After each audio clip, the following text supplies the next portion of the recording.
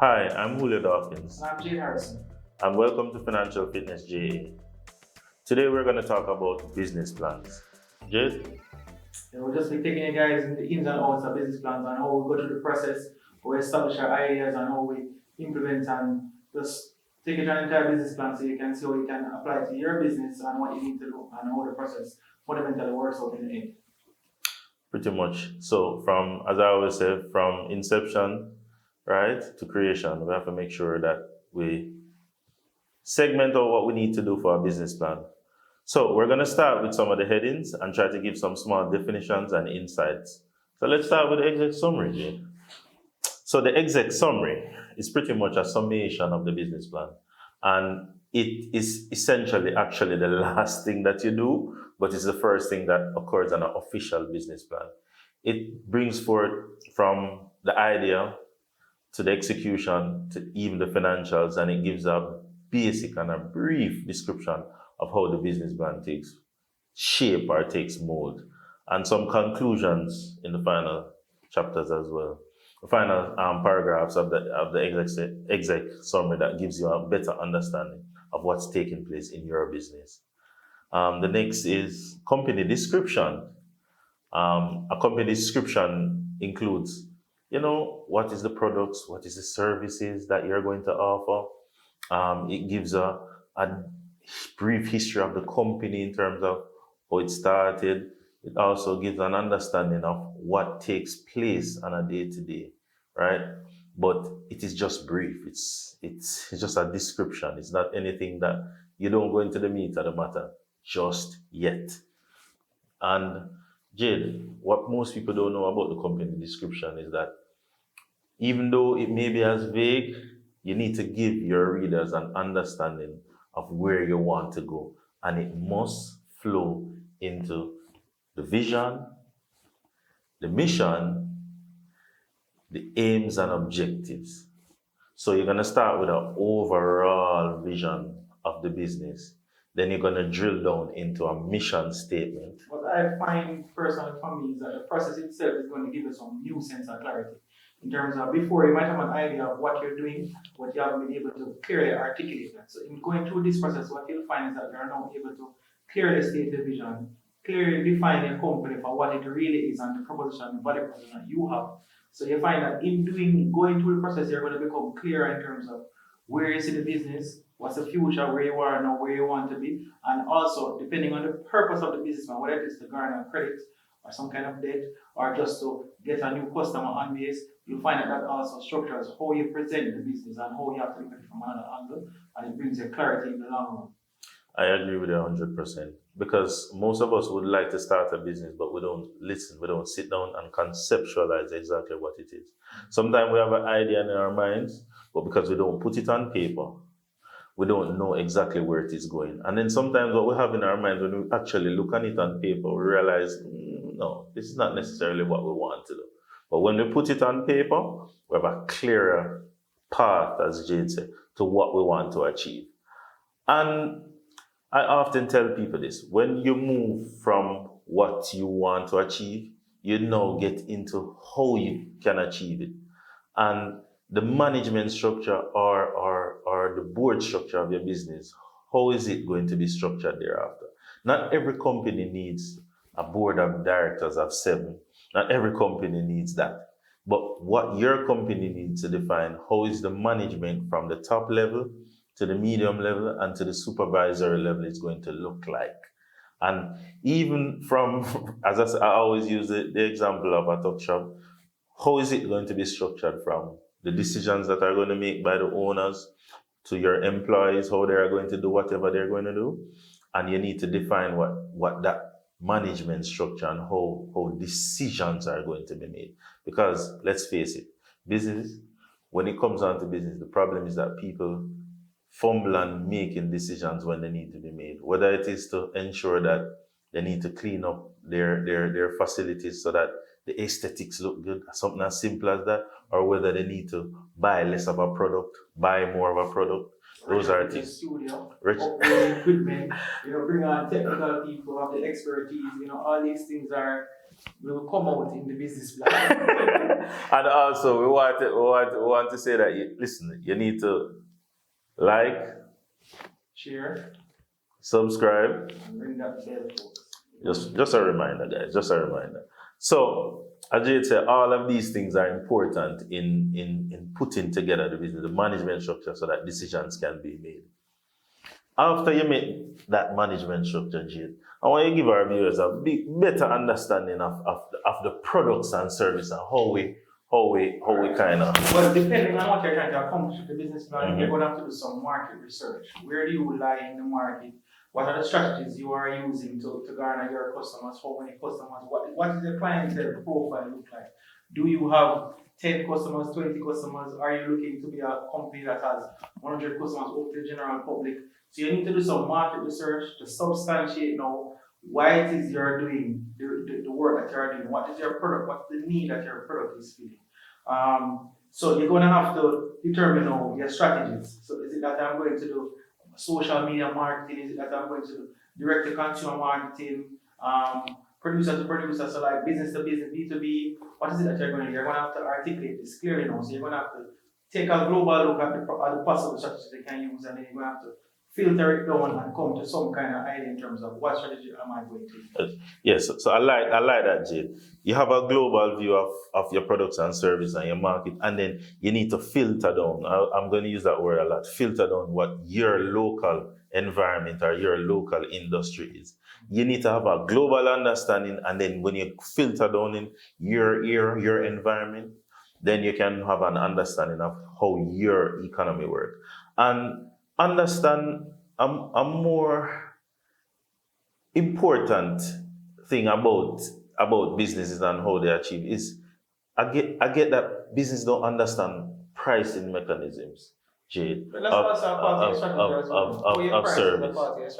And to me, one of the things that I realize people don't factor in things that is associated with pricing. For example, they don't know what 1 hour worth of using electricity may come up in. What you mean? You know, to price your product. To price your product or service. What is the unit cost of all the variables? No, I'm going to say this to you. There's no exact science to this, but you have to make provisions for these in your business plan. How am I going to factor 1 hour labor cost for a worker? How am I going to factor 1 hour using water to make juice for? Using couple liters of waters to make a beverage, whatever it is. So you're going to have to take into account industry standards as well, because you're not part of the industry. So what is everybody else doing? What is pricing? So what you're going to do basically, you have to take the business plan and find a way to articulate to whichever audience you're trying to get to, whether it be a credit and Twitter. This is why I make demand, because I do this specifically for my customer, and I do it at this price point, which makes me more attractive than the other person or whatever, in the sense that you're trying to seek credit in some way. So you're trying to establish your position in the market and your value proposition. That's what you're trying to do. Competitive and all these things again are going to tie back into your financials as you go through the business plan, because the financials now, from a banking perspective, the financials is probably the most significant thing, because how do you see yourself surviving is basically going to come out in the numbers. So you're going to do your cash flow projection, you're going to do your balance sheet, you're going to put in all these things, but that starts from the group-based stuff.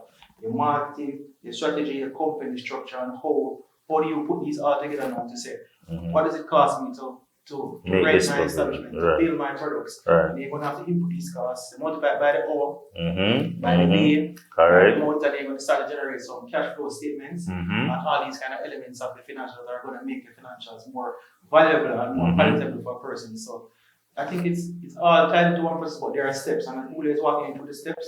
And it's very important that you go through each step and you ensure that you're correctly projecting what you need to do to go right into the financials.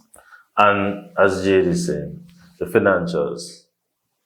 Normally, when I speak to clients, I normally tell them, start with your financials. Start with a skeleton of your financials to understand what your business is going to be in the end. You need to know how much money that you need to go in and out of the business to make a profit. Simple. There's no rocket science. How much money needs to go in, how much money needs to go out for you to make a profit. So, How you work that out is simply understand what are your inputs, what are your costs, and you define these costs by your fixed costs, your variable cost, right? And how you can now put forward that product or service, right?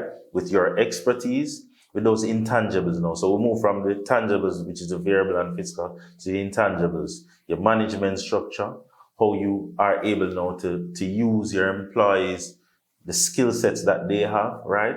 To garner that product or service. And understanding all of those costs associated with presenting that product is essential. So, Jade, as we said about financials, how is it important for you to have financials that are credible for the bank now to take and say, essentially, listen? when you're doing a business plan for a bank, the most important element is going to be your cash flow. And your cash flow, as I said, it's directly derived from how you see the business functioning. So that if you know, for example, that you have 10 customers, so you have 10 sources of income, and you're going to be selling each customer, say, for example, let's just be basic, a pencil. You're selling each customer one pencil, that's 10 pencils. What's the cost of production of one pencil? That's going to be your outflows, your expenses. And then what's the profit you get from the customer? You're going to have a general cash flow coming from that, and you're going to establish a longer term cash flow over time. So the reality is that in going through the process and presenting it, because what banks are really concerned about is your cash flow, Liquidity. and how you're going to, basically your liquidity, how you're going to sustain the business and going concern moving into the future. So as long as you're able to clearly go step by step and take yourself through the entire process, you'll be able to generate a cash flow that will give a banker some insight into what you're doing. In terms of just the general financials, there are actually systems you can run it through, or you can just do some generic stuff. There are templates online you can use to generate your financials just on a wider basis. But your cash flow is going to be the most significant financial statement that you need to. Correct. And as I said, the liquidity factor is important. As Jade so thoroughly explained, banks are looking at your ability to retain cash in the business, to pay your bills, to pay back their loan, right? And to pay not just you but your employees. So they're saying if you have enough money at the end of a period to do this, you are a sustainable business. But if you don't, you are not able to sustain this business. So liquidity, so that quick liquidity ratio is one of the most important ratios that the banks look out for. And yes, we know that business don't necessarily turn a profit for the first year, but at least to year 2 or year 3, there must be some signs of profit, right? And we know that larger inputs may not always bring greater profits initially, but there must be a turn for the best for the company going forward. Now, in terms of a business plan, as Jade says, it must be accompanied with an appendix. Ladies and gentlemen, you must have research materials to show that you have done the work. Substantiate the claims that they have made in the business plan as well. Because you're going to say the market demand is so. Where did you get that market demand? Where did you get that information? What's the current market structure? Correct. This information has to be sourced from somewhere. It cannot just be pulled from in here. From That's where your appendix coming to provide some justification for the predictions that you have made. And these predictions and then for the predictions, right, they will back up your assumptions, because in your business plan you're going to make some assumptions based upon the information that you have researched. So if you can't back these assumptions with tangible evidence, whether it is from the internet, through articles, through information garnered by doing your own research, collecting primary and secondary data is paramount to substantiate everything that you have. And more importantly, your financials. Have projections going forward and have charts showing the movement of what is going on. Charts are very important. You need to have charts to show and to make comparisons. Very important in a business plan. It is key that people can see that you're thinking exactly about what you're doing when you make comparisons to other periods, etc., etc. So, Jade, I think we have given our views. Yeah. Half of the battle is actually going through the process. So, ladies and gentlemen, you just need to run with it, and do it. Just do it. Do it. Just be like. Let's do this, friends. Let's get this and let's get starting. Let's start to create our own futures. Jade, and as usual, we're telling the people to like, Subscribe. share, my friend, ring the bell. All right, bless up. Thank you guys. All right, we're out.